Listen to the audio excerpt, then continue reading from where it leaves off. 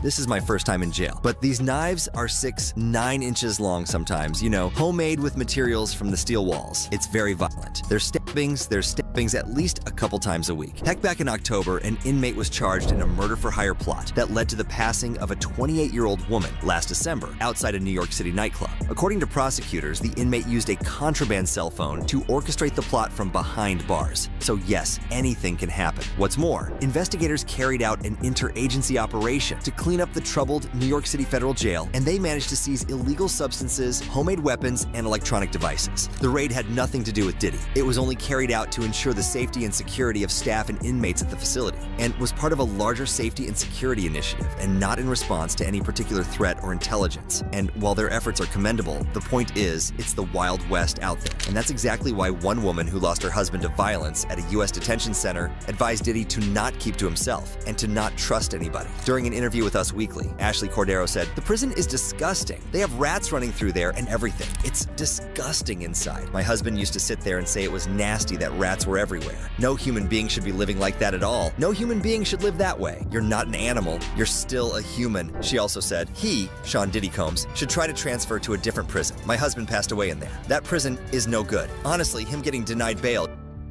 be in prison, but try to transfer. That prison is obviously not safe. If so many are complaining, that says something." Unfortunately, Diddy's lawyers have been having a hard time getting him out. They requested the court to transfer his client to a prison in Essex County in New Jersey. In their motion for Combs' bail, his attorneys wrote that several courts in this district have recognized that the conditions at Metropolitan Detention Center are not fit for pretrial detention. Just earlier this summer, an inmate was murked. At least 4 inmates have passed away by blank there in the past 3 years. However, the decision was ultimately put in the hands of the Bureau of Prisons, who turned down Diddy. Now, I want to point out that Diddy's not exactly wrong to be paranoid, because he's in the same jail that held R. Kelly, Ghislaine Maxwell, and Jeffrey Epstein. Now, legal experts have already noted the similarities between Diddy's case and Epstein's. The prosecutors in both of these cases have said that the defendants were obsessed and that they used their wealth and their power, resources, network to satisfy these desires, and more specifically for Combs. Even an anonymous Homeland Security agent who participated in the raids on his mansion said that Diddy is as bad as Epstein.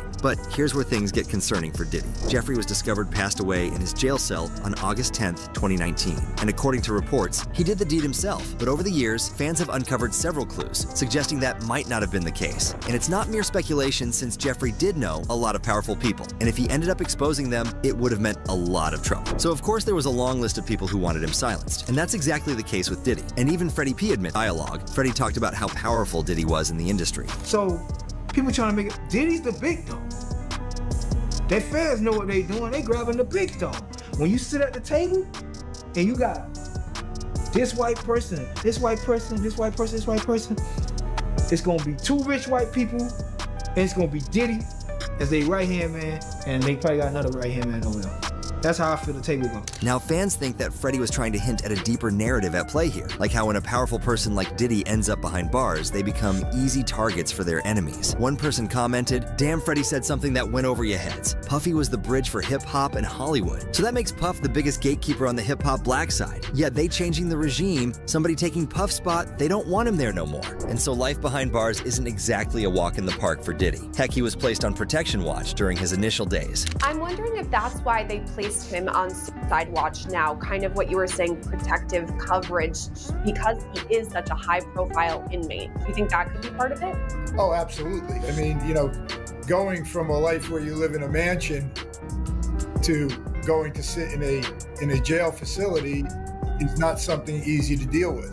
And yes, according to his attorney, Mark Agnifilo, the precaution is the protocol for new, high-profile inmate, and that Diddy was strong, healthy, confident, and focused on his defense back then. But let's admit it, Diddy's never getting used to that prison life, which is why he keeps applying for bail. He proposed a new $50 million bail package that included around-the-clock security monitoring, home detention, and restrictions on his ability to contact anyone except for his legal team. He also agreed to not have access to the internet or phone, and a pre-approved visitor list of select family members. He would also be surrendering his passports belonging to him and his family members. What's more, his legal team claimed that new evidence makes it clear that the government's case is thin against the rapper. Fans are waiting to see how the judge rules on this one. At the end of the day, no one's exactly shedding tears for the former music mogul. He ruined the lives of a lot of people, and as far as fans see it, he deserves everything that's happening to him. But what do you think? Is Diddy right to be paranoid? Should he just accept his circumstances? It's now been 1 week since the arrest of Sean Diddy Combs. Diddy is now at the Metropolitan Detention Center in Brooklyn, a place that's been described as hell on earth. Fox 5's Lisa Evers is at MDC right now on Diddy's life behind bars. Lisa, what are you finding out tonight? Well, Natasha and Steve, for the first time in his life, Sean Diddy Combs has spent a week behind bars. He's here inside MDC, where he's been since his arrest on Monday night on federal sex trafficking and other charges, to all of which he's pleaded not guilty. There's no VIP section, there is no concierge, only con men, killers, and kingpins. MDC is so bad, federal judges have questioned the harsh conditions for those here awaiting trial. So bad, I was here 2 years ago during a cold spell, reporting on detainees with no heat, pounding on windows for help. There was even a congressional inquiry. But take the word of a former inmate I spoke with who goes by Esco. It's terrible. The food is terrible. Of course, the inmates are terrible. The guards are terrible. The conditions are terrible. It's just terrible. The inmates that you're surrounded around, just in general, a lot of them are brought up on pretty heavy federal indictments, right? So just in terms of the atmosphere there, it's just certainly one that no one wants to be in. Combs was placed in a special housing unit and on suicide watch, the standard protocol for high-profile celebrity detainees. The disgraced mogul was denied bail by 2 separate judges.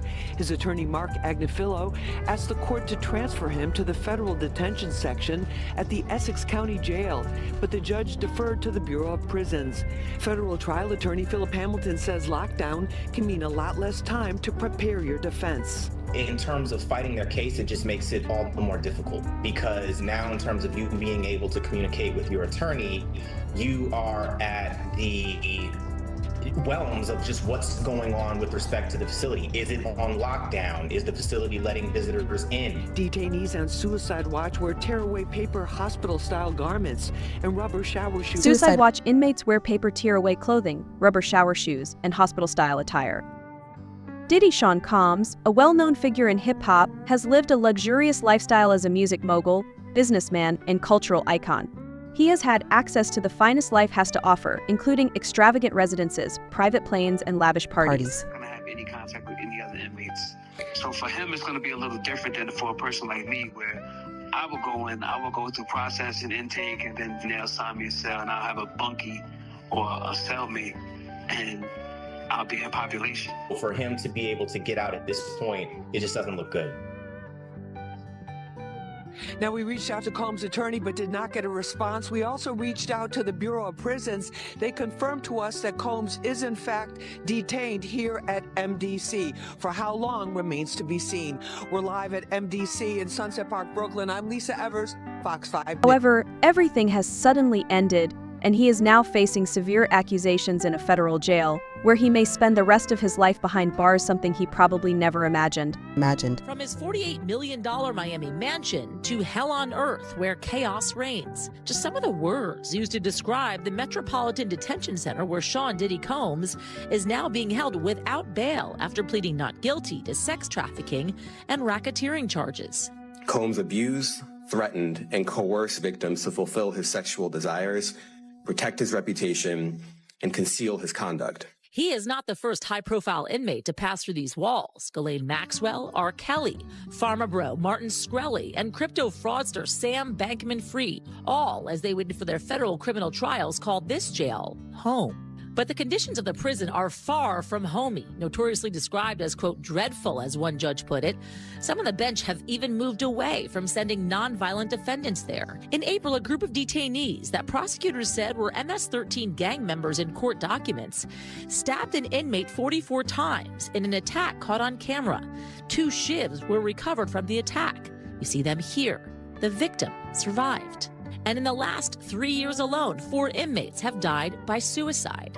And violence is not the only issue. Accusations of medical neglect, staffing shortages, smuggling of drugs, some allegedly facilitated by employees. At least 6 staff members charged with crimes in the last 5 years, according to the AP. Some accused of accepting bribes and providing contraband. I've had clients describe MDC as hell, as the worst conditions they've been in. Lance A. Clark is a federal defense attorney who's been there many times. Now, if the government is going to mandate that they are responsible for your well-being, they have to ensure the safety of your well-being. Occupy the streets until they get heat.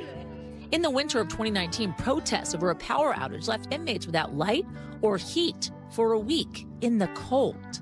I understand how cold it must be in those cells, and not to have any electricity, any lights, and to not be able to communicate with your family is just inhumane. The prison has about 1,200 detainees and is the only federal prison in the nation's